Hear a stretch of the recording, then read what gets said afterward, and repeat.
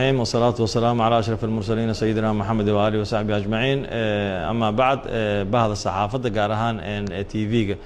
دولة goboleedka Soomaaliyeed Jubbaland waa mahadsantihiin saakay fursadan aad siiseen iyo wareysigan aad naga qaadeen oo ku saabsan su'aashii aad weydiiseen oo ku saabsanayd arinta warqadan la isla dhaxmaray saakay dadku ummadda shacabka Soomaaliyeed meel walba ay joogaan dalka gudihiisa iyo dibadiisa ay ku waabariisteen oo baraha social media lagu faafiyay runtii waxaan u maleynayaa inaanan loo baahnayn laakiin waa laga fursan waayay waxaan islahaa looma baahnaan doono inaad ka hadasho arintan oo aad beeniso sababtoo ah warqadaasi ayada ayaaba si cad isu beeninayso qaabkii loo qoray iyo waxyaabihii ku qornaaba warqada waxa weeye waa qof walba oo caqliga u saaxiiba aqoonna leh mar alla markuu fiiriyo waxyaabo badan oo isdiidan baa warqada dhexdeeda laga arkaya warqada madaxeeda kore marka laga soo bilaabo oo loo nisbeynayo inay hay'ad iyo xafiis ay ka soo baxday iyo dabada ugu dambeeyay dacalka ugu dambeeyay marka aad fiiriso saxiixa iyo shaabada saaran oo waxa ah hay'ad kale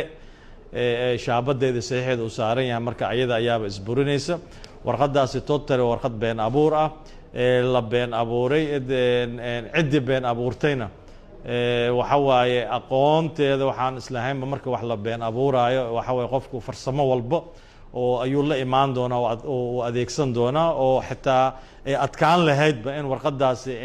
run ahaanteeda iyo beeninteeda ay adkaan lahaydba laakiin waaba noo fududeeyay warqadii been abuurka ahayd waxa asaga ayaaba qofkii sameeyay ama kooxdii sameysayba ayaga dhexdooda ayaaba qaabkay u qoreen iyo waxyaabihii ay xigteen iyo shaabadii saxiixadii ay saardeen ayagoo aan iswaafaqsaneen darteeda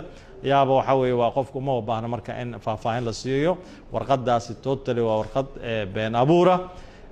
dad professional ahna aysan sameynin waxa waaye dad waxa waaye aqoontoodu waxa weeye waa iska kooban tahay oo intaasba in ka badan kartidooda iyo farsamadooda ay dhaafi weyso warqad ay sameeyeen bulshada Soomaaliyeed waxaan kula dardaarmayaa marka gaar ahaan bahda saxaafadda ha noqdaan idaacado ha noqdaan TV ha noqdaan website ama jaraa'idada wax lagu qoro waxyaabaha loo nisbeynayo haddii uusan ahayn wax hadal hebel baa sidaa yiri ay tahay documents warqado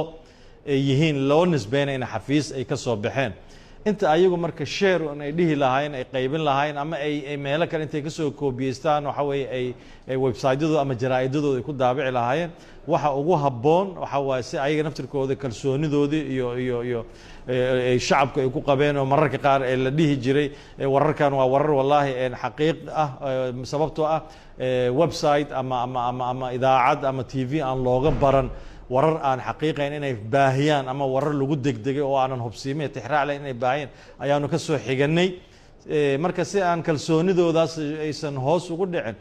mar walba document wixii ku saabsan la leeyahay xafiis baa loo nisbeynaa in xafiiska loo nisbeynaa ay la soo xiriiraan ay yiraahdaan waxaanu aragnay warqad noocaas oo la leeyahay xafiiskaas ay ka soo baxday annaguna haddaanu nahay saxaafadda ama journal hebel ama TV hebel waxaan u baahannahay nuqul rasmi ah oo aanan ahayn koobigaas meelahaas lala marmarayo nuqul rasmi anagana in la siiyo nuqulkaas rasmiga hadiiba wax jiro uu yahayna waa xafiiskay ka qaadan haddii uusan jirin waxaaba la leeyahay waxa ma jiraan marka insha Allah wararka intaana la faafin ka hor waxaan soo jeedinayaa talo walaalnimo iga ah waxa waa shacabka inaana la marin habaabin shacabka inaana la luminin shacabka waxyaabo aanan faa'iido u lahayn inaana lagu mashquulinin runtii dadku maanta qof walba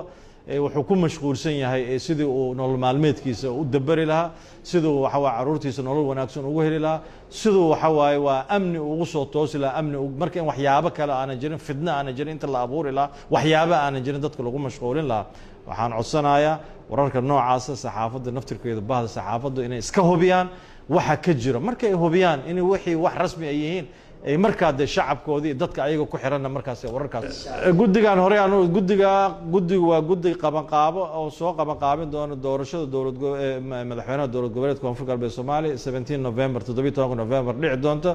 kulankii ugu dambeeyay guddiga joogtada ee goluhu halkan xarunta halkan aan fadhino oo ku yeeshay arbacadii aanu soo dhaafnayna guddiga ayaa go'aamiyey in maalinka 21 bisha maalinka axadda in maalinkaas marka insha Allah in la soo dhameystiro guddigaas marka golaha hortiisa in laga sheego inta ka horeysana weli la tashiyadii un baa noo socdaan